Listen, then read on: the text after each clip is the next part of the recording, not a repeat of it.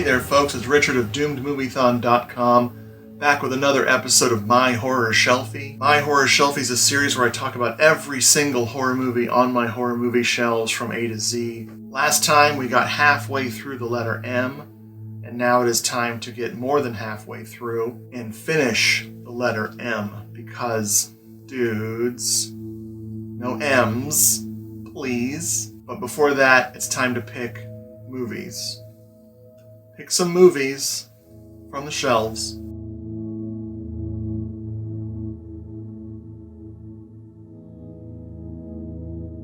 Okay, first up is everyone's favorite, literally everyone's favorite in the entire Italian horror genre. It's Mother of Tears, the movie that Argento finally made after Suspiria and Inferno. He only waited 27 years to come back and do the third movie, which is, Mother of Tears.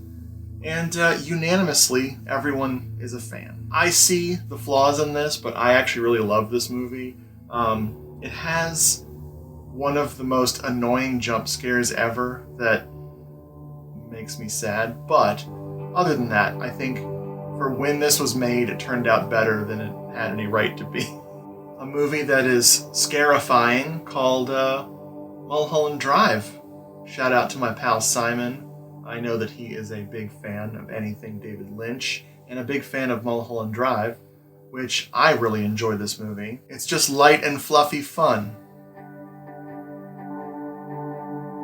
Speaking of filmmakers, is highly regarded as David Lynch, Rob Zombie, or as I call him, Robert Zombekis. I love the Munsters. Some folks are either Addams Family or Munsters people, and I'm slowly becoming both, and my way in through to the Munsters was the color films. I think it was like one in the 60s and one in the 70s or one in the 80s. I forget when the movies came out. I was interested to see what good old Rob Zombie did with this. I don't fault anyone for not loving it. I don't fault Munsters fans for thinking this is like an abomination, but I just love it. This is a strange double feature here. This is Murder Weapon and Deadly Embrace, a double feature with Linnea Quigley. I don't know much about these movies other than I have not seen Deadly Embrace yet, but I was very taken with Murder Weapon. Now, I had the old VHS tape, and the sound was horrible. I could barely make out what anybody was saying. Very frustrating. Luckily, Vinegar Syndrome came along and put on Blu-ray, and now I can't make out what anyone's saying. The source material is the problem here. They just didn't record the dialogue properly, but this has subtitles. And the dialogue's real silly. Big shocker. One of these days I need to do a double feature, rewatch Murder Weapon, and then fire up Deadly Embrace and see what the deal is. A childhood favorite of mine is Mutton. Oh, Mutant. This is from John Bud Cardos, and it is quite a treat. Very silly. Zombies in a town. Some kind of contagion. It's very weird. The alien on the cover, the creature never shows up. That's totally mismarketed in that regard. If I can find it, I'm going to drop in the clip of the worst dubbing I've ever heard on a child character. And I mean, that includes Italy. That includes Bob from House by the Cemetery. Let me see if I can find that moment for you, because it's great. School's canceled today, Billy. You can go home. I can't, Miss Pierce. Nobody's at home. My mom and dad are gone.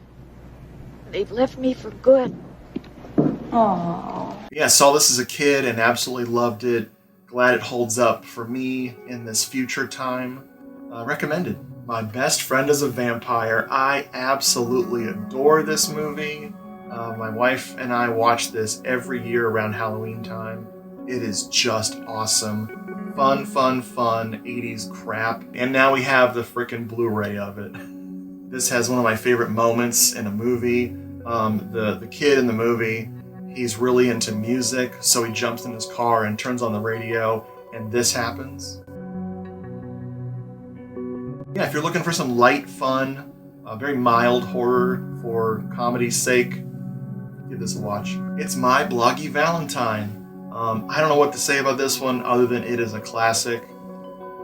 Just 1981 was such a great year for slashers, as hopefully you know. I like the remake too, but this one is just superb. Hidden inside is my DVD copy of Valentine.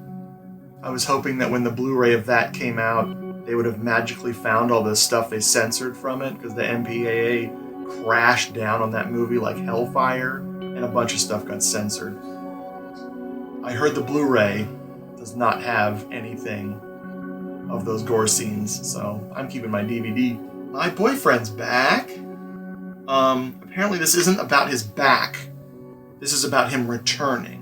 So I was very disappointed when I finally saw it. I had seen little bits of this on cable and thought maybe it would be fun to pick up on Blu-ray. And yeah, it was absolutely great. This is a really fun movie. I'm looking forward to watching this again. Just silly, sweet, and funny.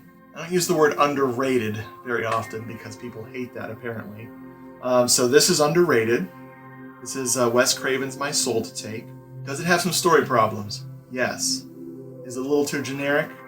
Yes. But is it just weird enough and made by a master to make it worth watching? Yeah. This got screwed over in the theaters. They did the post-production 3D to make this a 3D film, and nobody went and saw it. And even those that did said the 3D looked like crap.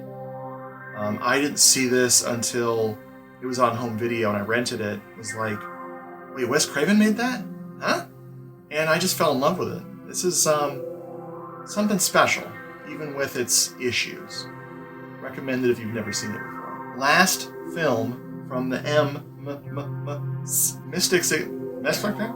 Mystics in Bali is an Indonesian horror film, another 1981 masterpiece. This is a great way to be slam dunked into Indonesian horror from the 80s. This is wild and wonderful. Absolutely just a gem.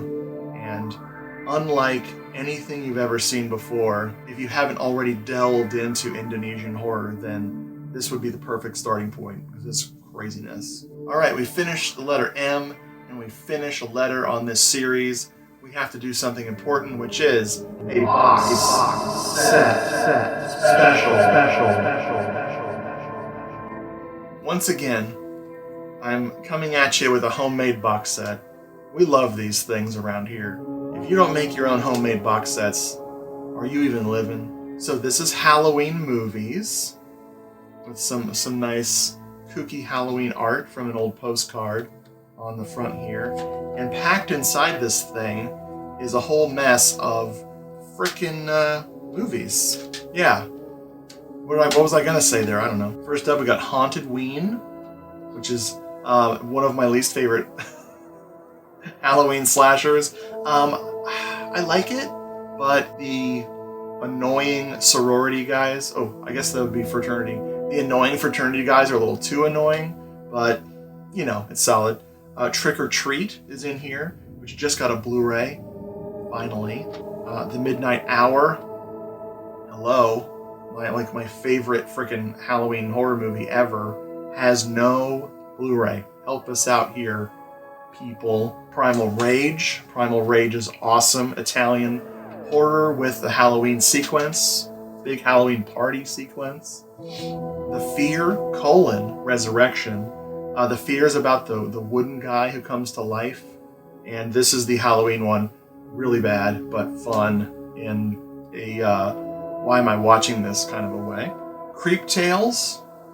I think it's an anthology that has a Halloween scene in it. I've never watched this. Maybe I should do that next year. Ooh, Night of the Demons 3. Night of the Demons 3 totally has a Blu-ray. I should probably get that. Night of the Demons 3 is awful in a fun way. A History Channel documentary called Vampire Secrets. And at the end here, Legend of Sleepy Hollow with Jeff Goldblum, which is a great version, totally fun version. Then there's this empty slot for something else. What Halloween movie should I put on DVD-R and put in here? Tell me. Folks, thanks for watching. I hope this video has been recording the whole time. Thank you for hanging out, and I'll see you next time when we tackle the letter N, which features such films as The Simpsons movie,